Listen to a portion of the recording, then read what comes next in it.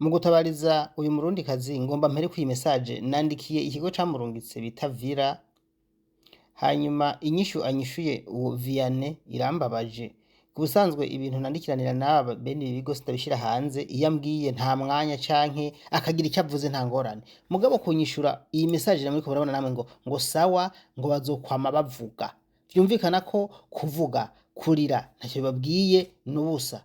Je ibi mpisemo kubishira hanze kuko uyu sinzongera no kumwandikira ku busanzwe, kubera ko ibi anyishuye birerekana neza yuko abo barungika muri Arabia Saudite batabanezwe batabitaho.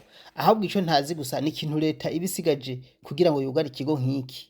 Uyu n'umurundikazi rero atabaza agorewe muri Arabia Saudite. Reka tuvuge idonido ivyiwe uko bimeze. Nama ndababwira ko Abarabu ari abantu b'abagome ba mbere babaho.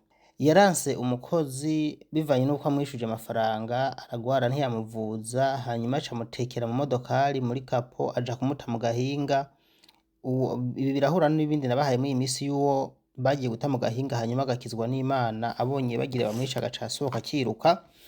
Hanyuma igipolisi caramukijije, hanyuma kimujana kuri ofisi, ubu asaba gutahukanwa mu Burundi. Yaciye ku kigo bita Vira Recruitment Company, Via Recruitment Company co kwa Vianney, hanyuma ubu agorewe kuri office agwaye muri Arabia Saudite, asaba gutahukanwa. Inshingano z'ikigo kiba cyaramurungitse kugira ngo bavugane n'irya agence yindi yo muri Arabia Saudite bamufasha atahe. Bo basaba ko tubimufasha kugira ngo tumusabire ivyangombwa umukoresha wiwe, ariko nubwo twogerageza je nka Daniel Mugisha nshobora kumwandikira nkanamutelefona, mugabo ivyo wumva yimye igipolisi ntabiha jewe.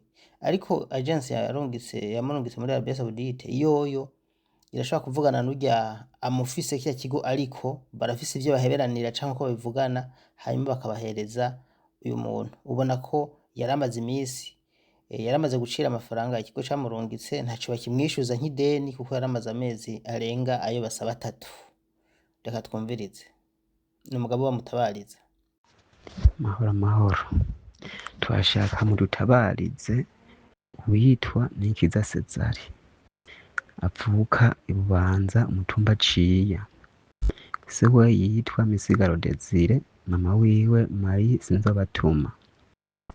Ikigo ikigo yaciyeko ikigo co mw'Itenga Rubirizi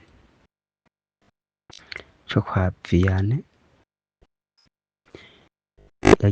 Akaba yagiye muri Saudiya tariki 2 z'ukwa mbere 2026. Yamaze y'amezi 4. Ukwezi kwa mbere yarakoze ntibamuhemba, kugira kabiri arakora ntibamuhemba, kugira gatatu arakora ntibamuhemba. Burya niho baca bati none mu mpembe, baca bamuhembera y'amezi 2. Bamuhembeye y'amezi 2 mbere ijana baca baranikata. Bamaze kurikata baca hasigarayo y'ukwezi, niho yaciye yongera arakora ukugira 4. Akumaze ati ni mu mpembe kandi ndagwaye munjane kwa muganga. Ico bakoze bagumye baramutuka ngo ahubwo no gusubiza Burundi. Baguma baramutuka. Tino n'ubundi je ndaremvye. Niho cambo bati arakaraba ngurira mu modoka. Acarurira mu modoka acaramujana ngo hano atari hato, acamuta mw'ibarabara. Aho nta na telefone afise, aho nta n'impuzu yazanye, ibi vyangombwa byose niba bifise byose byasigaye ko mu boss. Hama igipolisi gica kiramutora, arigana ukuntu byose byagenze. Niho caje kimujana kuri office kiramushiraho. Office abo uko bimeze, office yatumako uwo mu boss wiwe yarase kuza ko haza. Bamutuba ati muzanire ivyangombwa vyiwe byose na telefone yiwe n'amafaranga y'amezi 2 uyamuzanire. Kugeza ino saha ntarahahonyora. Ico asaba yuko mumufasha mumutabariza kuba mu boss akamuzana amafaranga y'amezi 2 yiwe n'impuzu ziwe zose kuko ntacafise yambara, na telefone n'ivyangombwa vyose vyiwiwe, hama akamurihira amahera y'itike agasubira i Burundi.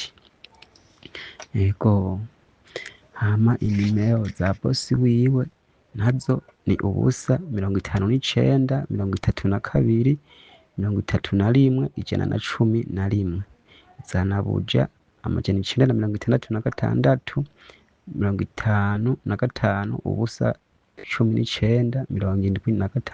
71. Nivyo asaba. Aha rero ni inshingano z'iki kigo Vira Recruitment Agence kugira ngo batabare uyu murundikazi asubire mu Burundi. Jewe ibi ndabikora burya namaze no kugerageza kwandikira iki kigo, nk'iki kigo nacandikiye mugabo ntibanyishyuye kandi bishura iyo bashatse, hari igihe bishura iyo bishatse, kenshi ntibishura. Nkibaye message igira gatatu ndabarungikira mugo ntibanyishyura kubera ko batita abakozi.